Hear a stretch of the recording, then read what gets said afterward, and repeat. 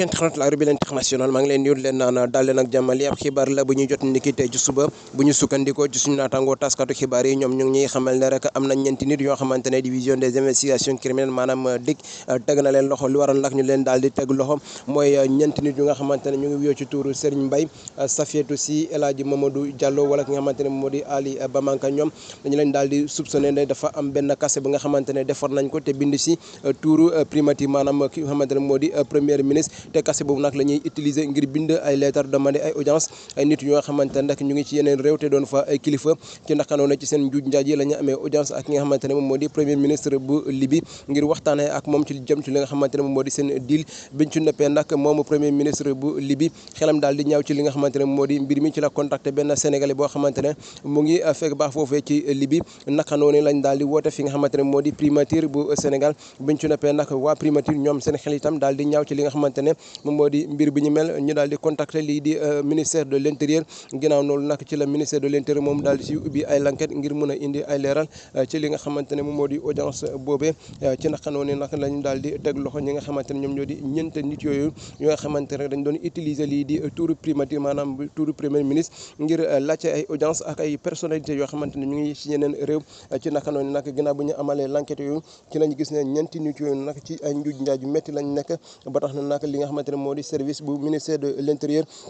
daal di fa yebel ay nit ñu teg leen loxo mu mel ni nag mbir mi mu ngi bëgg ëpp loxo ci li nga xamante ne moo di Sénégal ay nit yoo xamante ne ay personnalité mal intentionnelle ñoom ñooy daal di falsifier ay signature wala jaare ci tur ay kilifa yoo xamante ne ñoom ñoo ngànk réew mi ngir amal seen deal wala seen njuuj njaaj jëmale ko rek ci li nga xamante ne moo di utum xaalis wala yeneen pexe yoo xamante ne ñoom kott ñoo ko mën a expliquer comme li nga xamante ne moom moo dal ñeenti nit yoo xamante ne ñoom tour primature maanaam kase bi nga xamante ne defar nañ ko ci biñ si tour premier ministre moom la ñu daal di utiliser ngir bind si ay lettre wala demander ay audience ay nit yoo xamante ne ñu ngi fekk baax ci yeneen réew doon fa ay kilifa ngir amal ak ñoom waxtaan wala jëmal ci li nga xamante ne moo di seen mbir comme li nga xamante ne moom moo dal kii di premier ministre bu Libye bi nga xamante ne ñoom mujjoon ci am audience ak moom biñ ci noppee nag bëggoon dem ci yeneen réew ngir daal di fay amal yeneen njuuj njaaj ci lañ daal di signalé ci naka noonu naka la li nga xamante ne moo di primature bu Sénégal